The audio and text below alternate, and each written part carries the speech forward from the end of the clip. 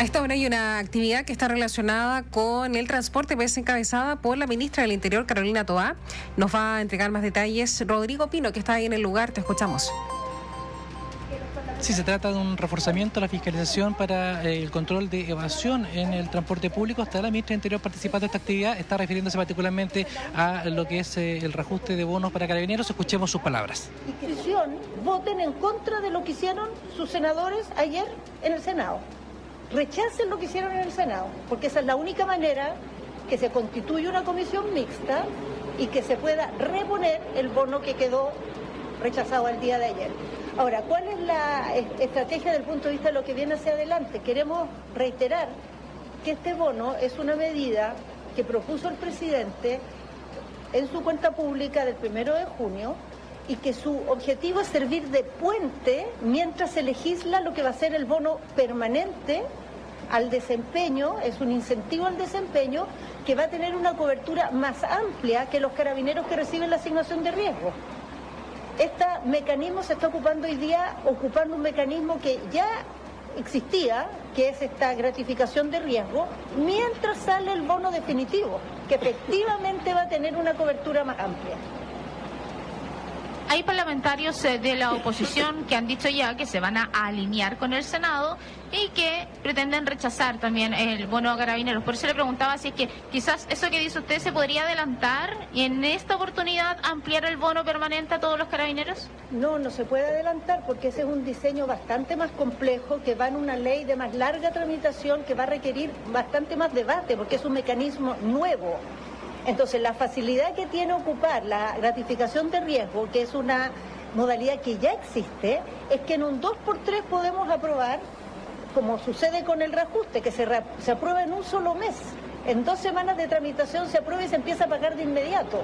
Para discutir una modalidad distinta hay que hacer un debate, hay que escuchar distintas propuestas, va a ser una discusión que va a tomar más meses y por eso construimos este puente, para poder en lo inmediato comenzar a recibir los carabineros que están en las calles, los que reciben la asignación de riesgo, son los carabineros que corren riesgos, los que van a las calles. Con eso vamos a comenzar, mientras se discute el incentivo al desempeño definitivo que va a entrar a tramitación en el mes de enero. Tampoco es que se va a demorar mucho, pero esto nos permite empezar desde ya. En marzo estaríamos pagando si se aprueba el bono propuesto en el reajuste. Ministra, muy buenos días. La llevo otro tema con este anuncio de un proceso de regularización acotado a migrantes. ¿Cuándo conoceremos el detalle con respecto a este proceso? Ya había adelantado algo el subsecretario Cordero. ¿Y cómo responde el gobierno a las críticas de algunos sectores que acusan directamente de mentir al gobierno cuando se dijo que este proceso de empadronamiento biométrico no era un perdonazo, no era un proceso de regulación, y ahora justamente es lo que se está haciendo con estas más de 180.000 personas que se empadronaron el año pasado? ¿Cómo responden precisamente esas críticas? A ver, primero hay que decir que el gobierno no ha hecho ningún anuncio. Ninguno. El gobierno siempre ha dicho y ha mantenido, y su línea en este sentido no ha cambiado en lo más mínimo, que no va a haber, a diferencia de lo que pasó en la administración anterior, una amnistía general a personas irregulares en el país. También ha dicho que el proceso de empadronamiento no es una regularización. Y siempre ha dicho que cuando haya una regularización, el primer requisito va a ser estar empadronado, pero no va a ser el único requisito. Entonces, procesos de regularización van a tener varios requisitos, uno de los cuales va a ser el empadronamiento. No hay nada como empadronarse automáticamente te regulariza. Es al revés. Si el día de mañana tenemos un proceso de regularización, vas a tener que partir por estar empadronado, pero vas a tener que demostrar además que no tienes antecedentes penales, que tienes arraigo laboral, que tienes arraigo familiar en el país. Respecto a las críticas, si queremos ser efectivos en la seguridad, si queremos ser efectivos con las personas que vienen a Chile a delinquir, Si queremos ser efectivos con aquellos que están en nuestro país y no quieren respetar las reglas, tenemos que diferenciar ese grupo de las personas que vienen a integrarse, que vienen a trabajar, que quieren cumplir la ley.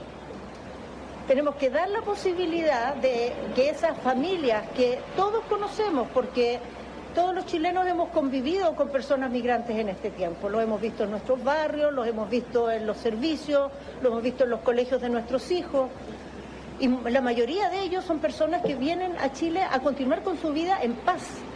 Separar esas personas de las que vienen a vulnerar nuestras instituciones y nuestra ley es un requisito para la seguridad. Mantener esta confusión y mezclar unos con otros dificulta las tareas de los organismos de seguridad y sobre todo le da poder a esos grupos que funcionan al margen de la ley para explotar a todas aquellas otras personas que, aunque quisieran regularizarse, no pueden y que en esa irregularidad son ocupados, aprovechados, tentados, instrumentalizados por los grupos que se dedican a las tareas propias de la delincuencia, de la criminalidad, de la trata de personas, del abuso, como hemos conocido en nuestro país. Ministra, entonces, para dejarlo claro, porque las señales siguen siendo ambiguas, pasa lo mismo con el proceso. ¿Cuál señal ambigua, perdón? Porque se habla de requisitos para una eventual regularización y usted dice que todavía no existe un proceso y si es que es, pero claro, ya existen requisitos, pero todavía no hay un proceso establecido, no hay una fecha, no hay nada. Así es. ¿Se está evaluando hacerlo entonces, para dejarlo claro? Sí, pero que sí, eso siempre se ha dicho, eso no es nada nuevo, lo hemos dicho siempre. Ahora no se puede hacer ningún proceso de ese tipo porque en el Tribunal Constitucional se está definiendo un pronunciamiento respecto a una indicación que pusieron los parlamentarios en la ley de presupuesto que deja sin efectividad la norma de la ley de migraciones que permite hacer estos procesos de regularización. Entonces, hasta que el Tribunal Constitucional no se pronuncie, es imposible echar a andar ningún proceso. Lo primero que tiene que pasar es ese pronunciamiento y cuando el gobierno haga formalmente un llamado de este tipo, ahí haremos un anuncio. Hasta ahora no hemos hecho un anuncio, hemos comentado que esto es lo que tenemos en mente y lo hemos estado madurando y conversando y siempre más o menos los elementos han sido los mismos. Siempre han sido, esto es lo que se declararon desde el primer momento en el Congreso, en las comisiones que nos han investigado, nos han, invitado, siempre hemos dado estos mismos elementos como el criterio con que el gobierno va a trabajar cuando echa a andar un proceso de este tipo. Ministra, buenos días. Preguntarle también por tema de seguridad. Ayer se supo una información importante, un parte del brazo armado del Tren de Aragua que fue detenido en el centro de Santiago, imputado de explotación sexual y también de homicidio. Incluso tenía una casa de seguridad muy cerca de la Moneda. Ya hay una preocupación respecto de que estos grupos criminales bastante peligrosos estén prácticamente muy cercanos al Palacio de Gobierno, considerando que es una zona de mayor seguridad y que estén de esta forma quizás desafiando al Estado.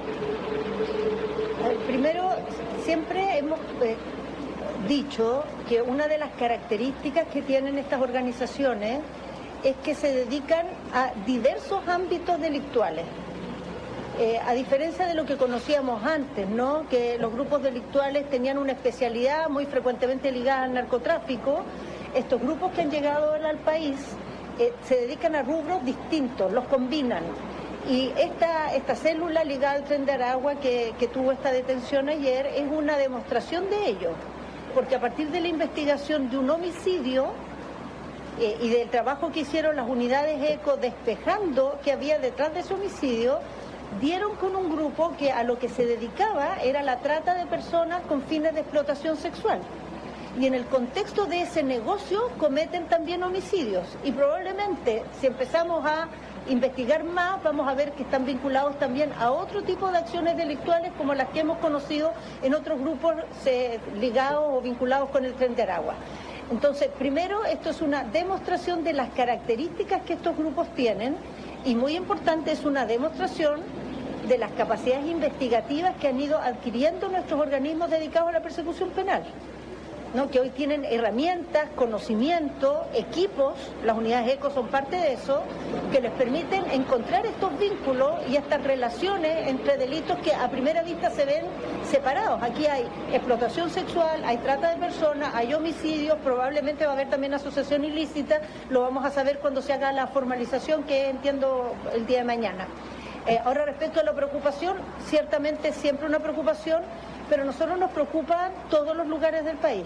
No nos preocupan solamente los entornos de La Moneda y sabemos que las características que tiene este tipo de criminalidad, que como decía, combina distintas estrategias y tipos de delitos, no es sorprendente. Sabemos, por ejemplo, el año pasado se hizo un trabajo muy intenso en la Plaza de Armas para dar también con varias redes ligadas a la trata de personas y a la explotación sexual.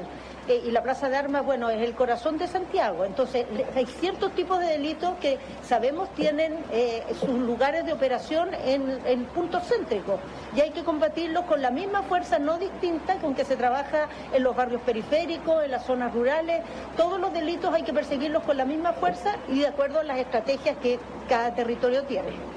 Ministra, ¿cómo está? Muy buenos días. Las palabras de la ministra del Interior, Carolina Toá, respecto de temas de actualidad, también de alguna situación en medio de esta pauta, en medio de la fiscalización de transporte público respecto de la alta cifra de evasión que se registra en la capital. Bio, la radio.